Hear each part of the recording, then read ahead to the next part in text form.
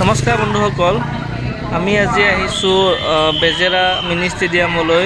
আৰু এই মিনি ষ্টেডিয়ামত আজি এই নিৰ্বাচনী প্ৰচাৰ সভালৈ আহিছোঁ। ইয়াত আজি আমাৰ অসমৰ মুখ্যমন্ত্ৰী ডক্টৰ হিমন্ত বিশ্ব শৰ্মা ডাঙৰীয়া আহিব আৰু এই সভাত আমাৰ মাজত ভাষণ প্ৰদান কৰিব। তো তাকেই আমি চাবলৈ আহিলোঁ। আৰু ইয়াত বহুত বিজেপি কৰ্মী, লাখ বিজেপি কৰ্মী আহিছে। তো বলকচোন চাওঁ আমি সভাখন কেনে আয়োজন কৰিছে আৰু আমাৰ মুখ্যমন্ত্ৰী ডাঙৰীয়াই কি ভাষণ দিয়ে। তো বলক আমি ভিডিঅ'টো আৰম্ভ কৰিছোঁ। আৰু এই সভাত উপস্থিত আছে আমাৰ অসমৰ জনপ্ৰিয় কণ্ঠশিল্পী ভিঘু কাশ্যপ। তো ভিঘু কাশ্যপৰ কিছু গীত পৰিৱেশন শুনো আমি ইয়াতে, আৰু লগতে আমি মুখ্যমন্ত্ৰীৰ ভাষণ শুনো। এয়া চাওক, বহুত মানুহ আহি আছে এতিয়াও। তো বলক চাওক।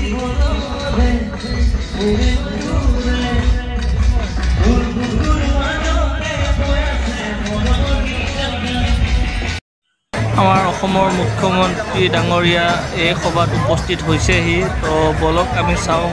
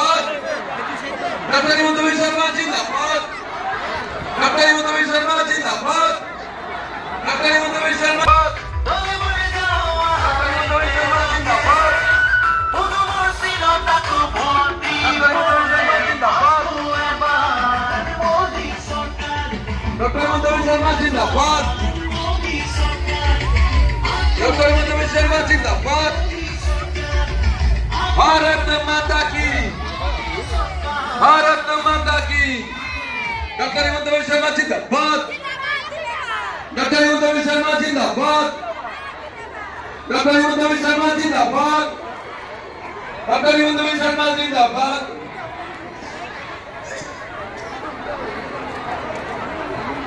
डॉक्टर हिमंत बिश्व शर्मा जिंदाबाद, डॉक्टर हिमंत बिश्व शर्मा जिंदाबाद, बीजेपी जिंदाबाद, बीजेपी जिंदाबाद, डॉक्टर हिमंत बिश्व शर्मा जिंदाबाद, डॉक्टर हिमंत बिश्व शर्मा जिंदाबाद, डॉक्टर हिमंत बिश्व शर्मा जिंदाबाद। भारत माता की, भारत माता की। वंदे वंदे वंदे वंदे वंदे वंदे वंदे वंदे वंदे वंदे। डॉक्टर हिमंत बिश्व शर्मा जिंदाबाद, डॉक्टर हिमंत बिश्व शर्मा जिंदाबाद, डॉक्टर हिमंत बिश्व शर्मा जिंदाबाद, डॉक्टर हिमंत बिश्व शर्मा जिंदाबाद, डॉक्टर हिमंत बिश्व शर्मा जिंदाबाद। ডক্টর হিমন্ত বিশ্ব শর্মা জিন্দাবাদ জিন্দাবাদ জিন্দাবাদ ডক্টর হিমন্ত বিশ্ব শর্মা জিন্দাবাদ জিন্দাবাদ জিন্দাবাদ ডক্টর হিমন্ত বিশ্ব শর্মা জিন্দাবাদ জিন্দাবাদ জিন্দাবাদ ডক্টর হিমন্ত বিশ্ব শর্মা জিন্দাবাদ বন্দে মাতরম। ভারত 4টা সমষ্টিৰ ভোট গ্ৰহণ 7 মে তাৰিখে অনুষ্ঠিত হ'ব। আমাৰ বেজেৰা অঞ্চলৰ ৰাইজ মান্দাকাটা, বেজেৰা, আগতলা, চাংচাৰী, ধোপাতৰী, ৰুদ্ৰেশ্বৰ আৰু লাচিতগড় পঞ্চায়তৰ ৰাইজে দ্বিতীয় পৰ্যায় অহা 26 তাৰিখৰ ইলেকশ্যনত আমি ভোটদান কৰিব লাগিব। আজি আমাৰ প্ৰচাৰৰ শেষ দিন।